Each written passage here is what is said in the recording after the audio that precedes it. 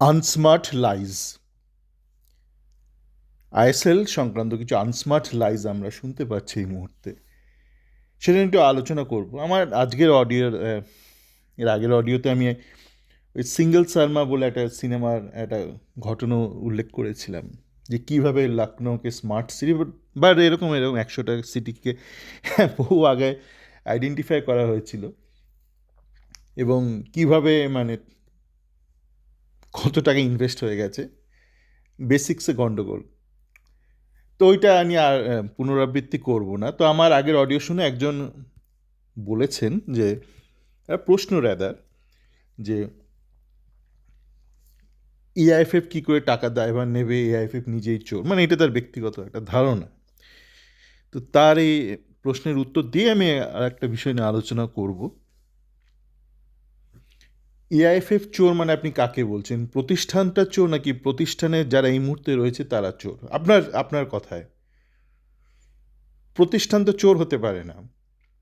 আপনার যদি মনে হয় কেউ অক্ষম, সে একটা ব্যক্তি বিশেষ অক্ষম, ধরুন আপনার মনে হচ্ছে যে কোনো রাজ্যের একটা মুখ্যমন্ত্রী অক্ষম, তো আপনি চেয়ারটাকে অক্ষম বলতে পারেন না। চেয়ারে অধীনস্থ বা চেয়ারে এই মুহূর্তে যিনি রয়েছেন তাকে আপনি অক্ষম বলতে পারেন। ধরুন আপনার খুব ক্ষোভ একটা দেশের প্রধানমন্ত্রীর বিরুদ্ধে, তো আপনি কি প্রধানমন্ত্রীর ওই পদটাকে চ্যালেঞ্জ করবেন, নাকি প্রধানমন্ত্রী পদে যিনি রয়েছেন তাকে চ্যালেঞ্জ করবেন? আপনি প্রধানমন্ত্রী পদটাকে চ্যালেঞ্জ করা মানে আপনি সেই দেশের কাঠামোটাকে চ্যালেঞ্জ করা। সেটা আপনি করতেই পারেন, যে আমি গণতন্ত্র চাই না, আমি রাজতন্ত্র চাই বা অন্য কোনো কমিউনিজম চাই, যেসব স্ট্যান্ডার্ড মডেল আছে। সুভাষচন্দ্র বোস বলেছিল বিদেশের কোনো স্ট্যান্ডার্ড মডেলই আমাদের জন্য প্রযোজ্য নয়, আমাদের একটা কমিউনিজম, কিছুটা ক্যাপিটালিজমে একটা হাইব্রিড মডেল, যেটা ভারতের জন্য প্রয়োজন। মানে একটা সময় সুভাষচন্দ্র বোস প্রথম 5 ইয়ার প্ল্যানগুলো করেছিল, ভারত স্বাধীন হওয়ার অনেক আগে এই প্ল্যানিংগুলো করেছিল। তো তখন কিছু দেশে ক্লাসিক্যাল কমিউনিজম ছিল, রাশিয়া এইসব দেশে, কিছু দেশে ক্লাসিক্যাল ক্যাপিটালিজম ছিল। তো সুভাষ বোস তার এক আলাদা লেভেলের ইন্টেলেক্ট ছিল, সে প্রচুর কিন্তু ঘুরেছে। আর ও যে সুভাষ যে চলে গিয়ে হারিয়ে গেল, সেটা কিন্তু দ্বিতীয়বার ইউরোপ ট্যুর। তার আগে প্রচুর দিন ও অনেক বছর ইউরোপে থেকে আহ, অনেক মানে বিভিন্ন দেশের ইনফ্লুয়েন্সিয়াল লোকদের সাথে কথাবার্তা বলেছে, প্রোপাগান্ডা প্রোপাগান্ডা অনেক করেছে। এখন প্রোপাগান্ডাটা একটুখানি তার মানেটা একটা অন্যরকম হয়ে গেছে। আমরা এখন প্রোপাগান্ডা মানে ভাবি ভুল কিছু তথ্য পরিবেশন করা, মানুষকে বিভ্রান্ত করা। না, প্রোপাগান্ডা মানে কিছু একটা প্রচার। সেটা তখনকার দিনে যখন সুভাষ ছিল, তো ও নিজের লেখাতে এগুলো লিখে গেছে, ওর নিজের দুটো বইতে খুব বিশদে লিখে গেছে যে ও প্রোপাগান্ডা করতো ভারতের স্বাধীনতার নিয়ে, বিভিন্ন দেশের ইনফ্লুয়েন্সিয়াল লোকদের নিয়ে। তো যাকে যেটা বলছিলাম, যে আপনার যদি ক্ষোভ থেকে থাকে, তো এই মুহূর্তে যে এআইএফএফ আছে তার বিরুদ্ধে হতে পারে। মানে এআইএফএফকে আপনি বলতে পারেন না এআইএফএফকে আমি নস্যাৎ করে দেবো, করে আপনি কি চান? এআইএফএফকে আপনি নস্যাৎ করে হোয়াট এক্স্যাক্টলি ইউ ওয়ান্ট, আপনাকে বলতে আমি এটা চাই, কি চান? আপনি একটা প্রাইভেট সংস্থাকে বলবেন যে এআইএফএফ এর দায়িত্বে, সে তো রেকগনাইজড হবে না ফিফার কাছে। আপনাকে তো একটা একটা স্ট্রাকচারের মধ্যে একটা তো কিছু ভাবনা চিন্তা করতে হবে না, একটা পরিবর্তন মানেই না যে আপনি সব কিছু ধ্বংস করে দেবেন। আপনি তাহলে আলাদা একটা মানে একটা জগতে আপনাকে বসবাস করতে হবে, আপনাকে কিন্তু মানতে হবে।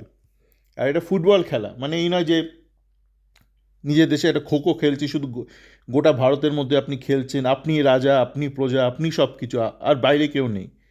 কোনো খোখো, কাবাডি, কিতকিত খেলা না, এটা ফুটবল খেলা। এটা সারা বিশ্বব্যাপী একটা খেলা, যেখানে ওপরে মাথায় রয়েছে ফিফা, এএফসি রয়েছে এশিয়ার দেখভাল করার জন্য, বাট রেগুলেটেড বাই ফিফা। তো ফিফা তো আপনাকে স্বীকৃতি দেবে না, আপনার তো এআইএফএফকে লাগবেই, প্রতিষ্ঠানটাকে তো আপনাকে লাগবেই। আপনি প্রতিষ্ঠানটাকে অস্বীকার কী করে করবেন? প্রতিষ্ঠানকে অস্বীকার করা মানে ফুটবলটা বন্ধ করে দেওয়া। আপনি এবার বলতে পারেন যে প্রতিষ্ঠানে যারা রয়েছে তাদের পরিবর্তন চাই, সেটা আলাদা একটা দাবি, কিন্তু আপনি বলতে পারেন না এআইএফএফ চোর। এআইএফএফ চোর মানে তাহলে কি কি চান আপনি? এআইএফকে সরিয়ে দাও, সরিয়ে দিয়ে কী আনবেন? এটা তো অ্যালাউ করবে না, না এফএসডিএল, মানে এএফসি, ফিফা এটা অ্যালাউ করবে না। তো যে বিষয়টি নিয়ে আলোচনা করেছি সেই বিষয়টি নিয়ে আরেকটু ব্যাখ্যা দিই। একটু আগে আমি দেখছিলাম একটা থাম্বনেল, দেখছিলাম এক্সট্রা টাইমের, যে লং টার্মের জন্য যদি ক্লাবদের দায়িত্ব দেওয়া হয়, ক্লাবরা আইএসএলটাই করে দেবে। আমি থাম্বনেলটা পড়ি আর এইগুলো আর আহ, শোনার বা দেখার আর মানে প্রয়োজন বোধ করছি না, কেন এখন ব্যাপারটা বোঝা গেছে। বেশিরভাগ ক্লাবের অর্থনৈতিক অবস্থা খুবই খারাপ। কেন খারাপ এটা রিপিট করছি না, আগের অডিওগুলোতে আলোচনা করেছি। তো এই আর এরা যে এটা দাবিটা করছে, কেন করছে, তাহলে এটা বুঝতে হবে কেন এই অদ্ভুত দাবিটা এরা করছে। দেখুন, এফএসডিএল যেরকমই হোক, আমি যদি জানতে পারি, আমার প্ল্যাটফর্মের কিছু ব্যক্তি যদি জানতে পারে যে এটা এএফসি থেকে এসছে, যে কোনো থার্ড পার্টির মালিকানা পাবে না আইএসএলের, তাহলে এফএসডিএল জানে না আপনার মনে হয়? এফএসডিএলও জানে। তাহলে এফএসডিএল এই বিভিন্ন ক্লাব মারফত, যেটা গতকাল বাজাজ বললো 4টে ক্লাব মারফত যে এত ব্যাগরা দিচ্ছে, কেন দিচ্ছে? তাহলে আপনাদের একটু ভাবতে হবে। একটাই কারণ মনে হচ্ছে এই মুহূর্তে দাঁড়িয়ে, বা বসে, আমি মুহূর্তে বসে এই অডিওটা রেকর্ড করছি, একটাই কারণ হতে পারে যে এআইএফএফকে এখন একদম মানে অথর্ব করে দিয়ে চলে গেছে, মানে নিজের নড়াচড়ার কোনো ক্ষমতা নেই। মানে সার্কাসের বাঘের মতো, সার্কাসের বাঘকে আপনি জঙ্গলে ছেড়ে দিলে সে না খেয়ে মারা যাবে। টিআইএফকে ওরকমভাবে সার্কাসের বাঘ করে রেখেছিল, দুবেলা মাংস ভাত দিচ্ছিল। জঙ্গলের বাঘ কিন্তু রোজ মাংস খায় না, তাকে অনেক পরিশ্রম করে হরিণ ধরতে হয়। সিনেমাতে দেখেন ঠ্যাক করে ধরে নিল, বাস্তবে সেটা হয় না। অনেক, বাঘের গায়ে যা গন্ধ, হরিণ দূর থেকে গন্ধ শুকতে পায়। তো বাঘকে পেছন ফাটিয়ে একটা হরিণ ধরতে হয়, তাই তার আলাদা একটা ফিটনেস লেভেল। এবার এএফএফ তো সার্কাসের বাঘ, রোজ ব্রয়লার মুরগি খাচ্ছে, ভেজাল মেশানো মুরগি হলেও হতে পারে, কিন্তু রোজ খাচ্ছিল, 15 বছর ধরে খাচ্ছিল। তো তার তো শিকার করার অভ্যাসটা চলে গেছে। তো তাকে পথে বসিয়ে দিয়ে চলে গেছে, যে তা কিছু সেভিংস করবে বা কিছু করবে, তাকে চলে গেছে। এবার ভারতীয় ফুটবলে যে একটা এত চূড়ান্ত একটা খারাপ অবস্থা, সাধারণ পাবলিক কী করবে এখন? তাহলে তারা এফএসডিএলকে গালাগাল দেবে যে তুমি কি আমাকে অথর্ব করে দিয়ে চলে গেলে। এই সাধারণ মানুষ যাতে এই ব্যাপারটা বুঝতে না পারে, যাতে এফএসডিএলকে গালমন্দ না করতে পারে, তাই এফএসডিএল কিছু ইউটিউব চ্যানেল, কিছু সোশ্যাল মিডিয়া ইনফ্লুয়েন্সার বা কিছু জার্নালিস্টকে ধরে এমন একটা প্রোপাগান্ডা, এখানে প্রোপাগান্ডা মানে একটা বাজে প্রোপাগান্ডা করছে, যে এফএসডিএল থাকতে চায়, ক্লাবরা থাকতে চায়, ক্লাবরা ফান্ডিং করতে চায়, কিন্তু এআইএফএফ রাজি হচ্ছে না। মানে এআইএফকে ভিলেন করে নিজের দায়টা অস্বীকার করছে।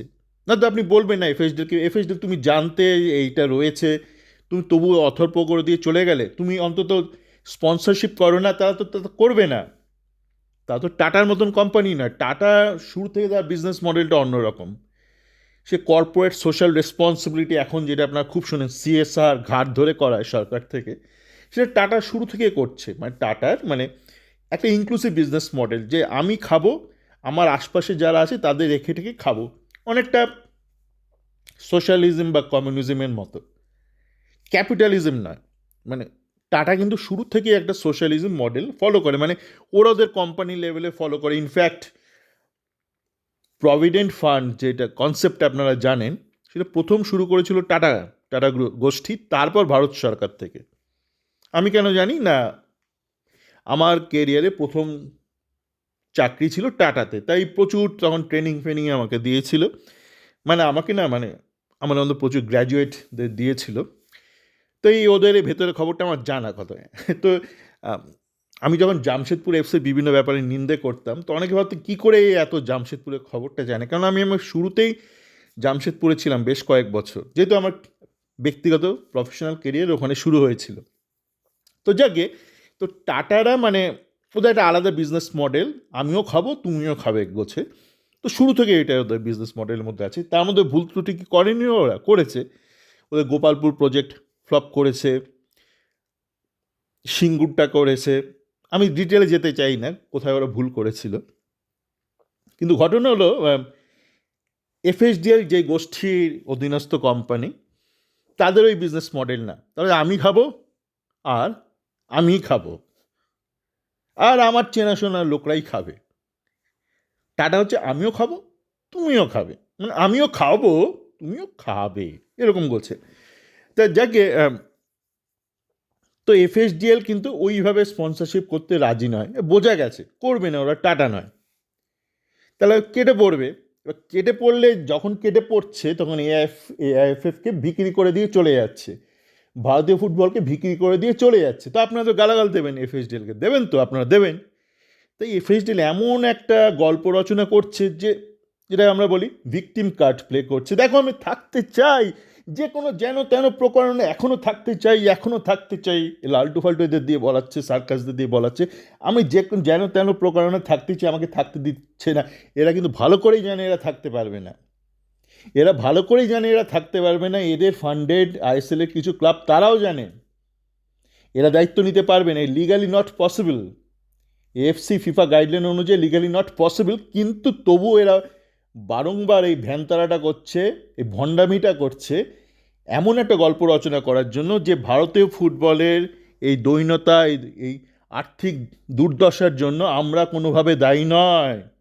আমাদের দোষ দেবেন না, আমাদের গালাগাল দেবেন না, আমি চুরি করিনি স্যার, আমি চুরি করিনি। এইটাই হচ্ছে অভিসন্ধি। তো এখন কী করণীয়, যেটা আমি আমার আগের অডিওতে বলেছি, আপনাকে বুঝতে হবে স্মার্টনেস ছাড়ুন। আপনাকে বুঝতে হবে আপনার হাঁড়িতে কফোটা চাল আছে, বা আপনার বাড়িতে আপনার ভাড়ারে কফোটা চাল আছে, সেই অনুযায়ী চলতে হবে। যেটা আইডাব্লিউএলে হচ্ছে, তো সুন্দর খেলা দেখালো আজকে ইউটিউবে, সুন্দর ম্যাচিং স্ট্রিমিং হলো, তো সেরকম করুন। ইস্টবেঙ্গল, মোহনবাগান, মহাবাডান, নৈহাটি, ব্যারাকপুর, কল্যাণী খেলাটাকে চালু করুন, শূন্য থেকে আবার রিসেট করুন ভারতীয় পুরুষ ফুটবলকে। অনেক নকরামি হয়েছে, অনেক ফুটানি হয়েছে, এখন এই ফুটানিটা তো সম্ভব নয়, লাফালাফি করে তো লাভ নেই। এফসি থেকে তো অলরেডি বলে দিয়েছে। তো এখন এই সব গল্প ভেজে ফালতু মানুষের মাথাটা চিবোবেন না, হয় বন্ধ করে দিন এআইএফএফকে, ন্যাশনাল ফুটবলকে বন্ধ করে দিন, পোস্ট অফিসের মতো একটা রেখে দিন, একটা জাস্ট ঠিকানা, একটা তো নাম কাগজে রাখতে হবে, হয় সেটা করুন, আর নয়তো একদম বেসিক সিম্পলে চলে যান। খেলাটাকে চালু করুন, তারপর আস্তে আস্তে আবার সৎভাবে, এবার সৎভাবে শুরু করুন গল্পটা। ওই বিরি প্যাটেল অনেক গল্প দিয়েছে। লালটু, লালটু কি হয়ে গেল ভারতীয় ফুটবলে, আমি যখন ছিলাম কত কিছু ছিল, কত কিছু ছিল। ভাই তুমি থাকলে এখন কি হতো? তুমি থাকলে অ্যালাউ করতো এফসি থেকে? বিরি প্যাটেল ফুক ফুক করে ফুকছো আর বলছো লালটুকে, তুমি থাকলে অ্যালাউ করতে এফসি এফএসডিএলকে লিগের ওনারশিপ নিতে? আর যদি লিগের ওনারশিপ না পেতো এফএসডিএল টাটা কোম্পানি যে টাকা দিত এমনি এমনি ব্র্যান্ডিং করতে। তো আপনারা সচেতন হন, আর আপনারা ঠিকঠাক প্রশ্ন করুন, আর উল্টোপাল্টা লোকের কথা শুনে নাচবেন না। এআইএফএফ প্রতিষ্ঠানটাকে গালমন্দ করবেন না। ওতে অল ইন্ডিয়া ফুটবল ফেডারেশন, কোথায় আপনার মনে হচ্ছে গালাগালটা দিতে পারেন? এটা আপনার ভারতবর্ষ। আপনার প্রধানমন্ত্রীকে পছন্দ নাই হতে পারে, তো ব্যক্তিকে গালাগাল দিন, প্রধানমন্ত্রী পদটাকে গালাগাল দেবেন না। আপনার মুখ্যমন্ত্রীকে পছন্দ নাই হতে পারে, মুখ্যমন্ত্রী ব্যক্তি বিশেষটাকে গালমন্দ করুন, মুখ্যমন্ত্রী পদটাকে গালমন্দ করবেন না। নয়তো আপনি তো গণতন্ত্রে বিশ্বাসী নন, তাহলে আপনি করতে পারেন। আপনার যদি সেইটাই আপনার অভিসন্ধি হয় যে আমি এই গণতন্ত্র পরিবেশটাকে বদলে দিতে চাই, আমি রাজতন্ত্র আনতে চাই, কি আমি একদম পারফেক্ট কমিউনিজম আনতে চাই, পারফেক্ট কমিউনিজম কেউ তো আনতে চায়নি। যে এইসব পার্টির, পলিটিক্যাল পার্টির নামে কমিউনিজম, তারাও আনতে চায়নি, তারাও বেসিক্যালি গণতান্ত্রিক একটা পার্টি, পলিটিক্যাল পার্টি, যাকে ওদিকে আলোচনাটা টানতে চাই না। মূল উদ্দেশ্য ছিল যে এখন কি করণীয়,